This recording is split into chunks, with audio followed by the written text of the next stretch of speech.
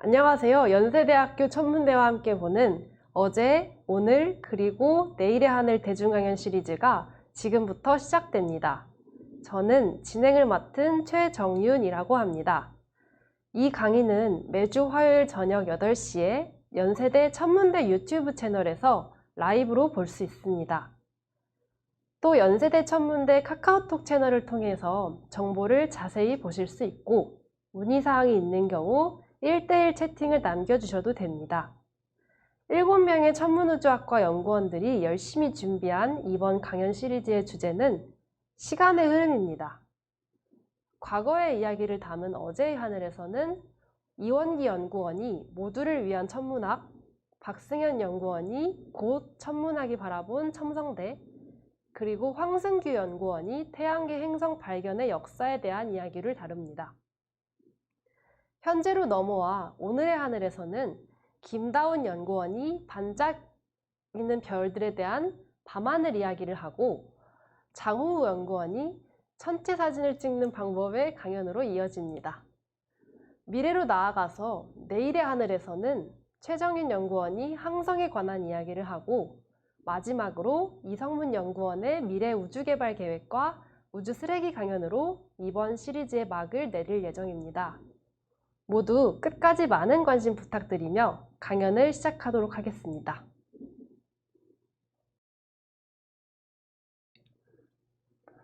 안녕하세요. 저는 연세대학교에서 현재 은하단에 대해 박사과정 연구를 진행하고 있는 이원기라고 합니다. 이번 학기 대중강연 시리즈는 지난 시리즈에서 다루지 못하였던 주제들을 바탕으로 어제, 오늘, 그리고 내일의 하늘을 여러분들과 함께 보고자 합니다. 지난 학기 마지막 강의에서 우리는 천문학자는 우리가 어디에서 왔고 우리는 혼자인가? 라는 인류의 궁극적인 질문들의 답을 대신 찾아주는 사람들이며 그렇기에 천문학자의 월급은 국민 세금에서 나온다 라고 이야기를 하였습니다. 그렇다면 우리는 여기에 이어서 이런 질문을 해볼 수가 있습니다. 천문학 연구에는 분명히 값비싼 망원경들이 쓰이고 있습니다. 그렇다면 이 천문학 연구를 하기 위해선 대체 얼마나 많은 돈이 드는 걸까요? 혹은 직접 연구를 하지는 않더라도 이 비싼 망원경들로 촬영한 사진들을 사용하는 사용료는 얼마일까요? 오늘 대중강연 시리즈의 첫 강의에서는 여러분들께 이 질문들과 관련한 천문학의 독특한 문화를 소개시켜 드리도록 하겠습니다. 그러면 강의를 시작하도록 하겠습니다. 천문학 연구는 크게 발견된 현상을 컴퓨터로 계산하는 연구와 망원경을 이용해서 하늘을 바라보는 연구로 나눌 수가 있습니다. 그 중에서 이 관측 천문학에 조금 더 초점을 맞추어서 보면 그 시작은 1600년대였지만 최근에 들어서 그 발전 속도가 어마무시해졌습니다. 1600년대 당시 망원경을 사용한 관측은 막 걸음마를 떼기 시작했습니다. 그 당시 망원경의 성능을 요약하자면 직경 3cm의 아주 작은 망원경을 사용해서 하늘을 10배 정도만 확대하였고 그 결과를 손으로 그렸습니다. 이 그림들은 당시 갈릴레오가 관측을 한 후 실제로 하늘을 그린 그림이라는데요. 보시는 것처럼 이 망원경의 성능도 성능이지만 관측을 하기 위해서는 그림 그리는 실력도 매우 중요했던 어째 보면 관측이 힘들었던 시기가 아닐까 싶습니다. 300년이 더 지나고 나니 이제 렌즈와 거울을 만드는 기술은 크게 발전을 하여 망원경은 사람의 키보다도 훨씬 더 거대해졌습니다. 이제 망원경의 크기는 2.5m가 되었는데요. 그리고 망원경으로 촬영한 것은 사진검판이라는 것을 사용하여 미술 감각이 조금 떨어져도 하늘을 찍을 수가 있게 되었습니다. 하지만 여러분은 오른쪽 이 사진이 뭔지 알아보시겠나요? 아시는 분들께는 바로 보이시겠지만 이때도 여전히 사진 기술이 부족하여 2m나 되는 망원경으로 1시간 가까이 촬영한 사진이 무엇을 보는 것인지 사실 잘 보이지 않는 것을 볼 수가 있습니다. 그 후 천문학은 카메라의 발전이라는 커다란 발전을 맞이합니다.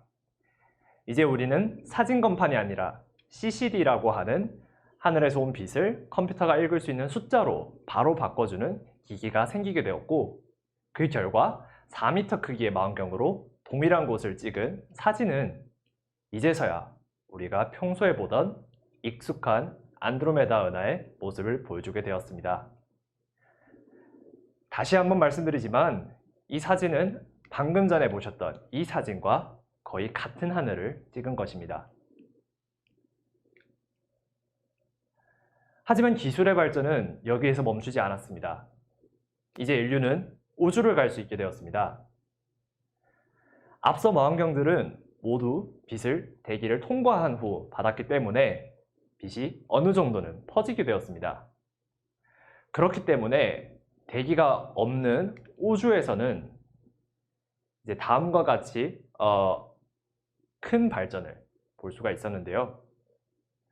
보시는 영상은 우리가 우리 은하의 모습에서 안드로메다로 점점 다가가는 것을 보여주며, 그리고 안드로메다 은하 내에서도 가스 구름과 수많은 별들이 있는 것을 보실 수가 있습니다. 그리고 최종적으로 이 허블 망원경으로 찍은 안드로메다의 모습은 이제 우리가 이웃한 은하에 있는 별들까지도 하나하나 구별해낼 수 있는 기술이 생겼다는 것을 보여주었습니다.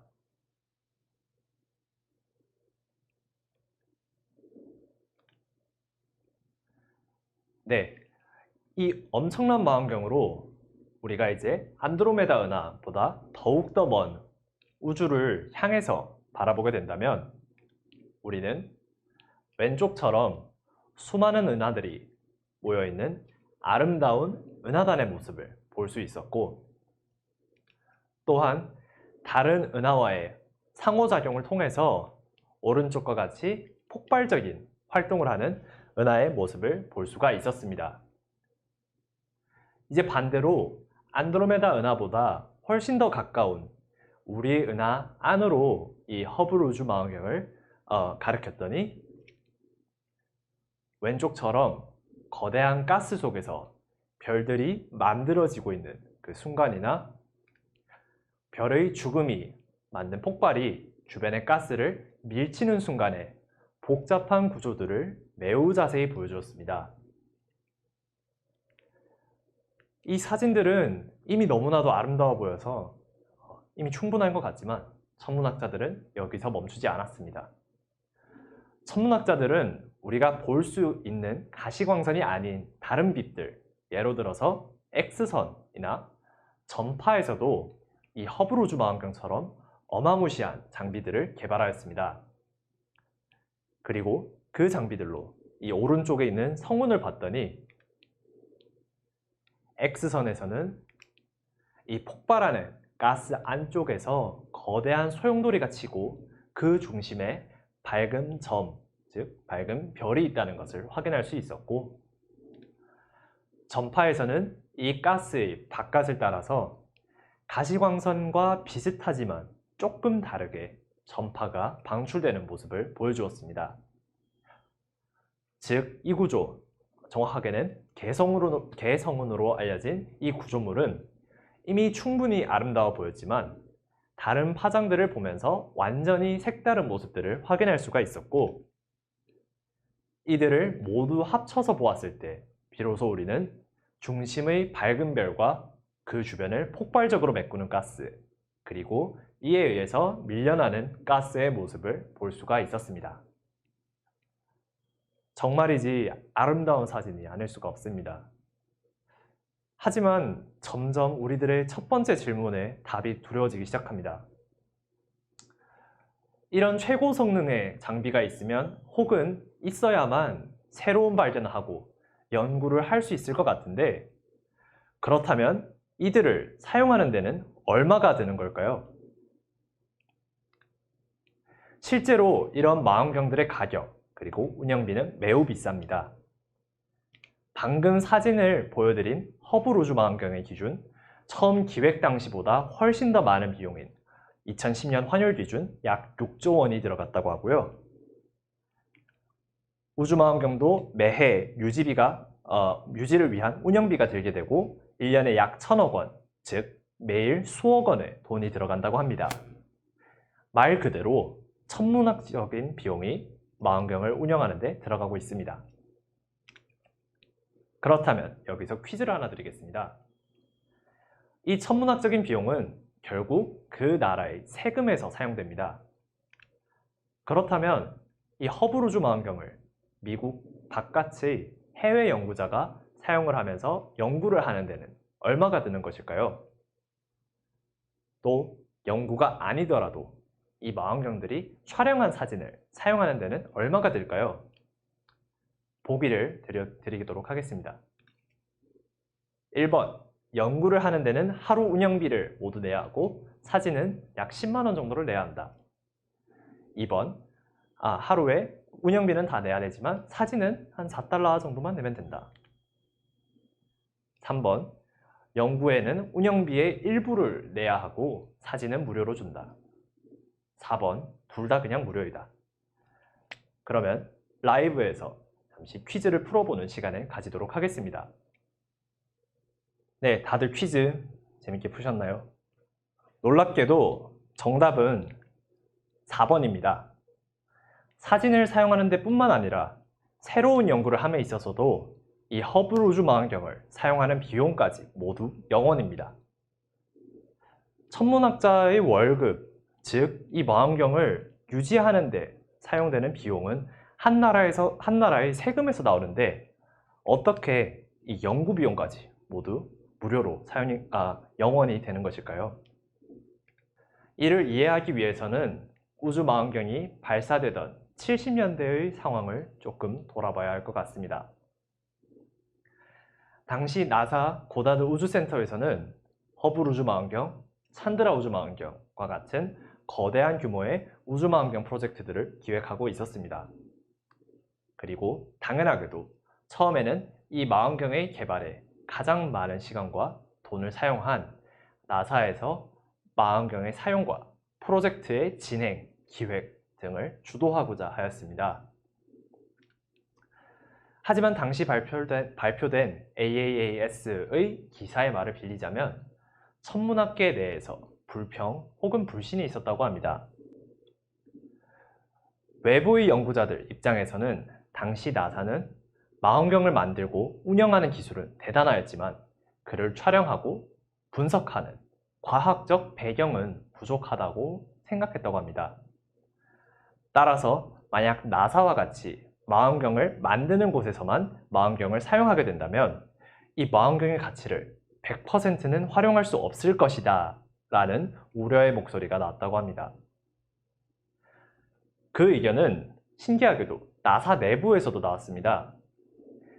2002년에 노벨상을 수상하신 리카도 질코니 교수님께서는 우리에게 필요한 것은 시간이 아니라 머리이다 라고 주장을 하시면서 최종적으로 천문학이 나아가야 할 방향은 나사와 같은 한 우주센터가 이 망원경을 운영하는 것이 아니라 모두가 함께 사용을 하는 문화를 가지는 것이 필요하다라는 주장을 하였습니다. 이렇게 안과 밖에서 망원경을 공용 사용이 추진되면서 결국 허블 우주 망원경을 비롯한 여러 망원경들은 천문학적인 비용이 들어갔지만 모두가 함께 사용한다는 독특한 문화가 만들어지기 시작하였습니다. 여기에 아주 짧은 순간 동안만 하늘에서 발견되는 폭발 현상들을 다른 연구자들과 빠르게 공유하며 협력하는 연구가 천문학에서 필요하고, 나아가 천문학 연구가 순수 과학으로서 산업적인 사용이 거의 불가능하다는 이 두 특징이 맞물리면서 천문학은 마치 인류의 궁극의 질문들을 대답하고자 전 세계의 천문학자들이 함께 힘을 합친 것처럼 공유하는 문화가 최종적으로 자리 잡게 되었습니다. 즉, 천문학은 모두에게 알릴 가치가 있는 것들을 모두에게 알리는 문화가 있는 학문이라고 할 수가 있습니다. 이 공유되는 것들에는 당연히 아까 말씀드린 것처럼 망원경을 사용할 수 있는 기회도 당연히 포함되어 있고요. 이 망원경을 사용해서 얻은 자료를 바탕으로 나온 학술 논문도 공유가 되고 있으며 이 미국 천문학회지처럼 무료로 공유되는 범주도 점점 넓어지고 있습니다. 마지막으로 관측한 자료 자체도 공유가 됩니다. 관측을 수행한 후 첫 1년에서 2년 정도는 프로젝트를 기획한 사람에게만 데이터를 볼 수 있는 권한을 줍니다. 하지만 그 시간이 지나고 나면 이렇게 인터넷 쇼핑을 하듯이 원하는 대상의 데이터를 망원경의 아카이브에서 찾은 후 장바구니에 넣어서 무료로 다운받을 수가 있습니다. 이렇게 데이터들이 쉽게 공유되고 모두에게 열려 있다는 것에서 놓치기 쉽지만 사실 이 공개된 자료로도 놀라운 연구들이 진행될 수가 있습니다. 다음과 같이 이 아름다운 고리성운의 사진에서도 누군가는 이 가스, 바깥에 있는 이 붉은색의 가스가 어떻게 이렇게 퍼지고 어떻게 이렇게 생기게 된 것일까를 궁금해할 것이고, 누군가에게는 중심에 있는 저 푸른색 가스가 무엇인지 가장 흥미로운 주제일 것입니다.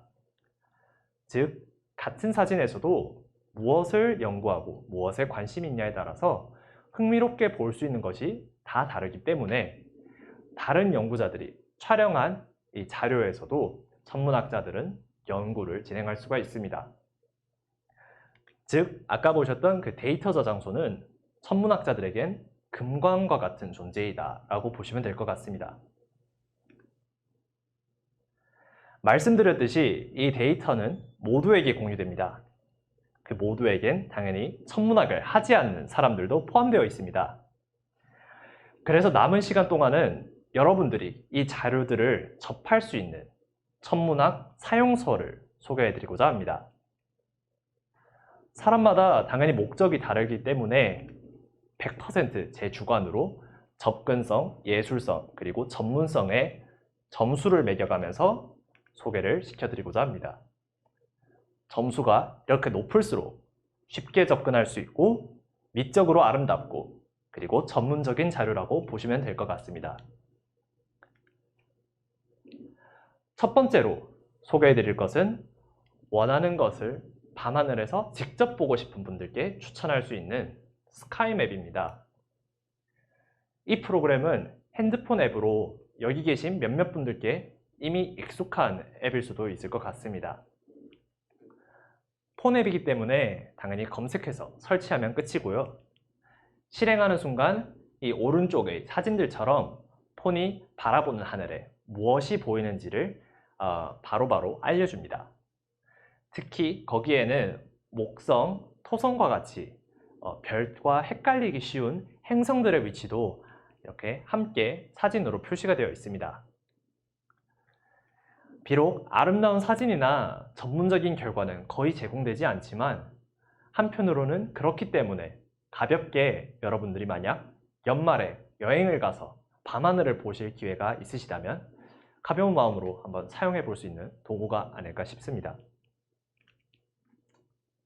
두 번째는 나는 아름다운 사진을 보고 싶다 라고 할 때 쓸 수 있는 예술 점수로서 최고를 받을 수 있는 APOD입니다.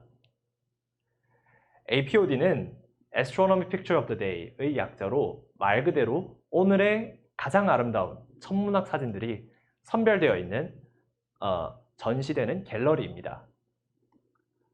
사실 오늘의 강의에서 가장 많은 사진들을 찾아온 출처이기도 하고요.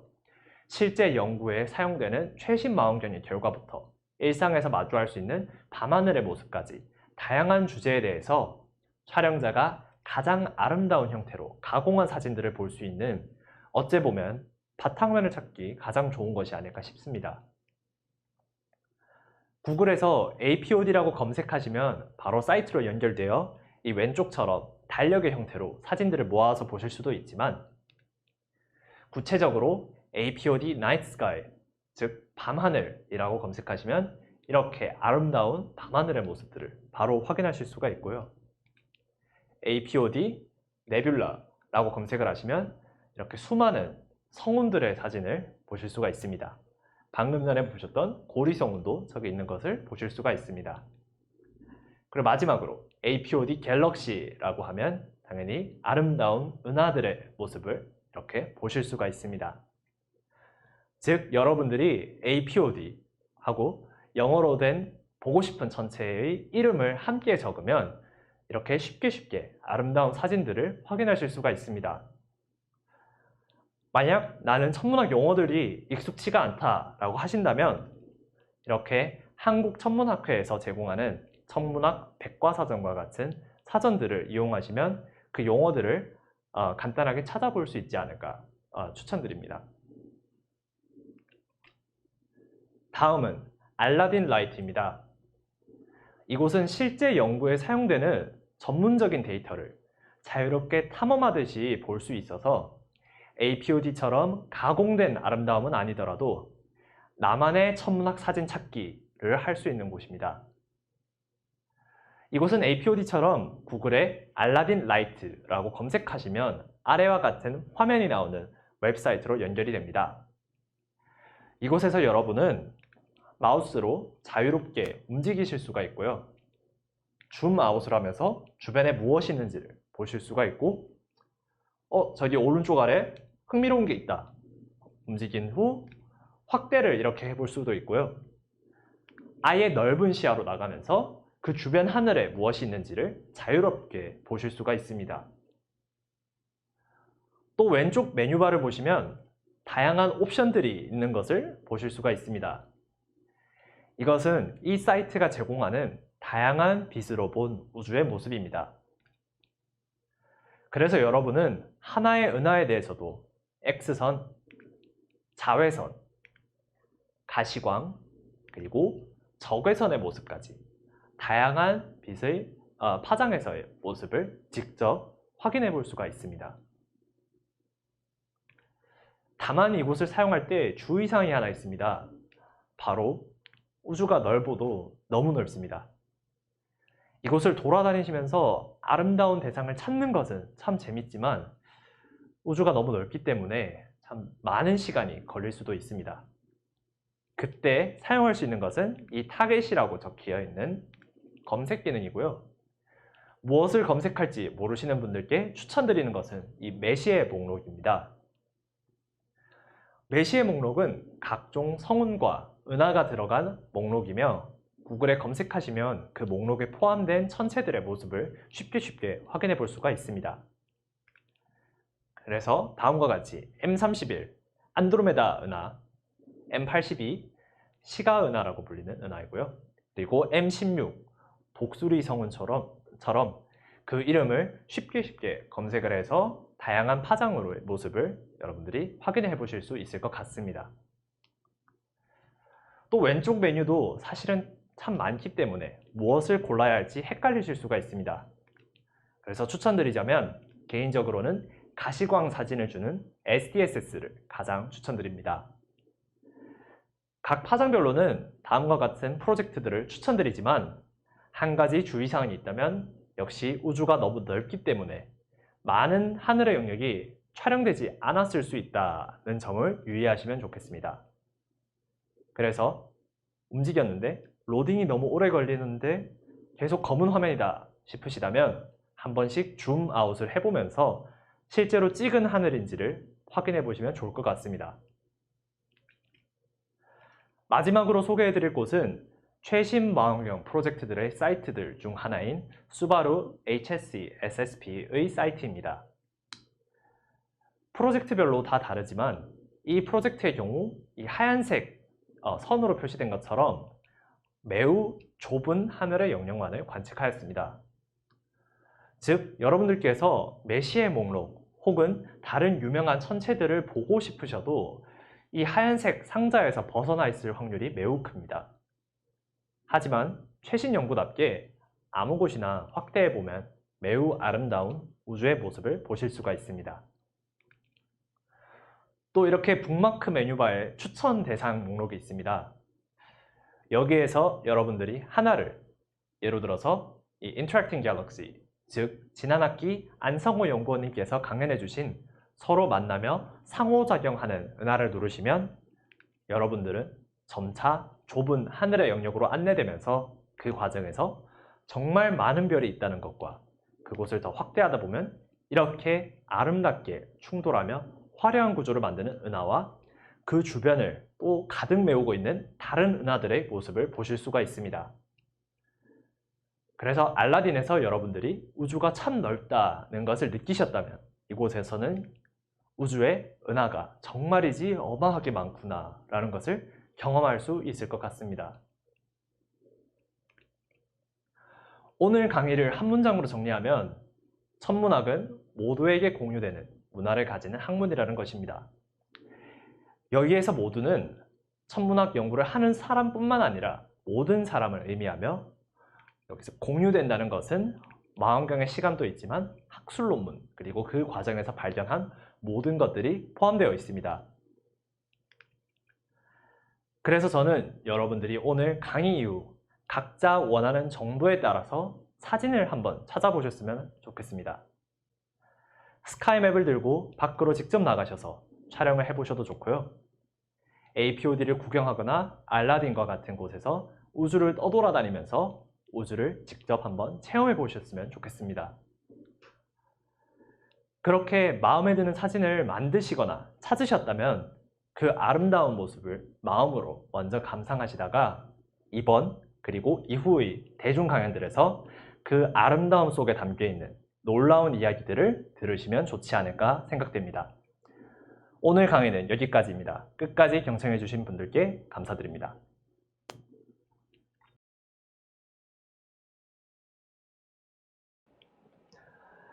안녕하세요. 라이브에서 다시 인사드립니다. 이번 강연에서는 여러분들께 모두에게 열려있는 천문학의 문화와 그를 직접 접해볼 수 있는 여러 가지 방법에 대해서 이야기를 나누어 보았습니다. 남은 시간 동안은 여러분들께서 주신 사전 질문들에 대한 답과 라이브 채팅에서의 질문에 대한 Q&A 시간을 가지고자 합니다. 추가적으로 이번 Q&A에서는 시간 관계상 보여드리지 못하였던 아름다운 사진들과 그에 대해서 더 알아보시고 싶으실 때 참고하실 수 있는 대중 강연들을 함께 소개시켜 드리도록 하겠습니다. 그러면 Q&A 시작하도록 하겠습니다. 첫 번째로 천문학이 발달하게 된 계기에 대해서 질문해 주셨습니다. 그 계기에는 여러 가지가 있을 것입니다.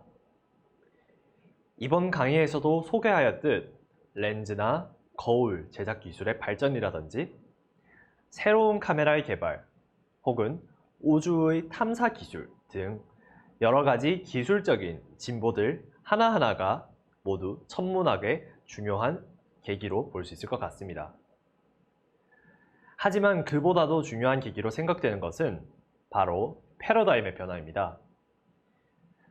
예를 들어서 하늘이 움직이는 것이 아니라 지구가 움직인다는 지동설의 등장이나 우리 은하 외에 수많은 은하가 또 존재한다는 사실 등 우주의 모습에 대한 우리의 이해 혹은 과거에 우리가 생각하였던 우주의 경계가 깨졌을 때 사람들은 수많은 발견을 할 수가 있었습니다.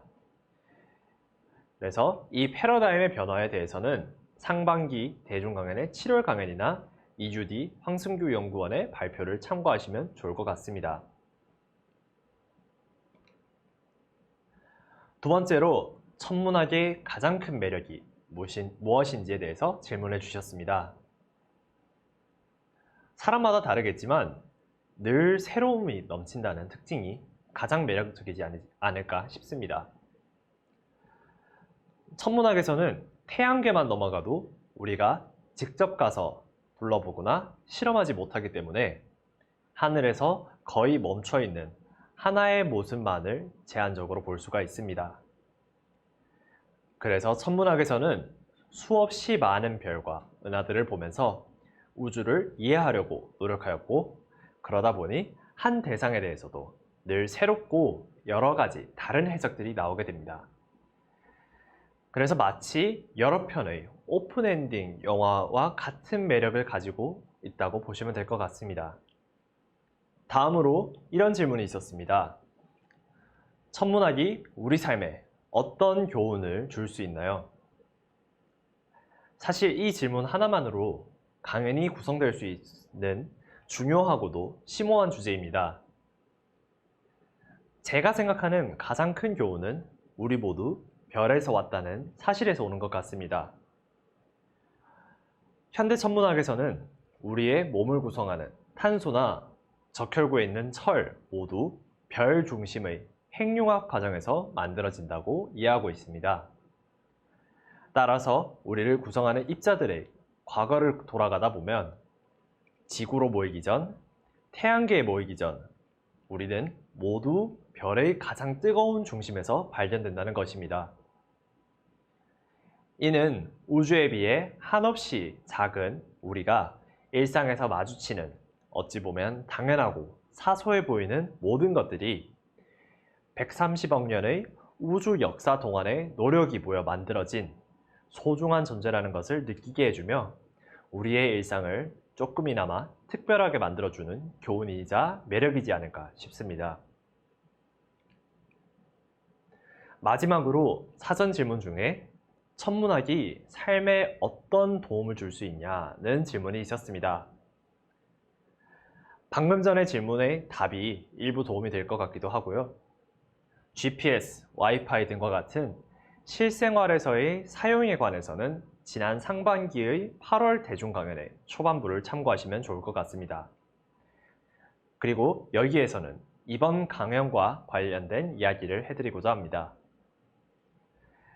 예전에 한 강의에서 꽃이나 아름다운 풍경을 보게 되면 잠시 동안 복잡한 생각에서 벗어나 마음 그대로 그들의 아름다움을 감상하며 스트레스가 줄고 힐링을 하게 된다고 했던 것이 기억납니다. 저는 그 관점에서 천문학이 우리 삶에 실질적인 도움이 되지 않을까 싶습니다. 천체들의 모습은 대부분 어두워서 평소에 쉽게 접하기 힘들 것으로 생각될 수도 있지만 오늘 강의에서 소개해드렸던 그 아름다운 모습들을 마치 꽃밭을 산책하듯이 돌아다녀 볼 수도 있고 또 풍경보다도 어찌 보면 더 아름답고 웅장한 우주의 모습들을 쉽게 찾아보실 수가 있었습니다. 심지어 이들은 언제나 우리 곁에 있습니다. 어딘가를 가야만 볼 수 있는 꽃밭과 풍경과 달리 이 아름다운 천체들은 하늘 어딘가에서 늘 떠다니면서 우리를 향해 빛나고 있습니다. 이들의 이런 아름다운 모습들과 그들이 다른 세상이 아닌 내 머리 위 하늘의 모습이라는 것을 잠시 생각해 보신다면 우리의 너무나 바쁘고 정신없는 일상에서 잠시 우주로 벗어나는 일종의 힐링 여행을 할 수 있지 않을까 생각됩니다. 지금까지 사전 질문들에 대한 답변이었고요. 이제부터는 라이브 강의에서의 질문들에 대한 답변을 하도록 하겠습니다. 첫 번째로 우주에도 도로명 주소가 있는지에 대해서 질문을 해주셨습니다. 질문해 주신 대로 우주는 정말 넓기 때문에 우리에게는 도로명 주소와 같은 주소가 필요합니다. 그래서 흔히 천문학자들은 적경적위, 은경은위와 같이 숫자로 그들의 위치를 표시하여서 천체들의 위치를 사람들과 공유를 합니다. 하지만 말씀해 주신 대로 도로명 주소처럼 우리가 별자리를 이용해서 천체들의 위치를 표현하기도 합니다. 그래서 마치 헤라클레스 자리에 있는 특정 별을 일으킬 때는 헤라클레스 자리 몇 번 별이라고 말을 하여서 마치 우리가 도로명 주소를 만들듯 천문학에서도 천체들의 주소를 기록하고 있습니다.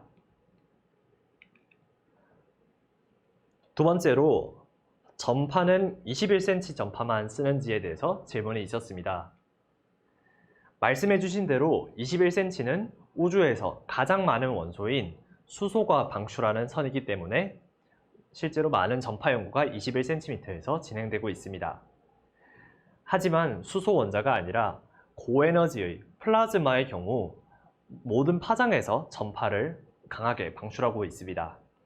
그래서 방금 전에 보셨던 개성운에서의 전파 사진은 수소 21cm가 아니라 고에너지 플라즈마가 방출하는 전파라고 보시면 될 것 같습니다. 마지막으로 DSS와 SDSS의 차이를 질문해 주셨습니다. 이름이 비슷해 보이지만 사실 둘은 다른 프로젝트를 의미하고요. 마지막 뒤에 있는 SS는 Sky Survey, 즉 하늘을 본 관측 자료이다 라는 것을 의미하고요. DSS의 D는 Digitized, SDSS의 SD는 Sloan Digital Sky Survey의 Sloan Digital입니다. 즉 다른 망원경으로 다른 하늘을 다른 깊이로 본 하늘 관측 자료입니다. 그래서 다른 관측 자료라고 보시면 될 것 같습니다. 네, 이후로는 추가적인 라이브 질문이 없었기 때문에 있는 사진들에 대해서 간략하게 설명을 하면서 넘어가도록 하겠습니다. 여기 보시는 은하들은 수레바퀴 은하라고 하는데요. 어디가 수레바퀴인지 바로 보이실 것 같습니다.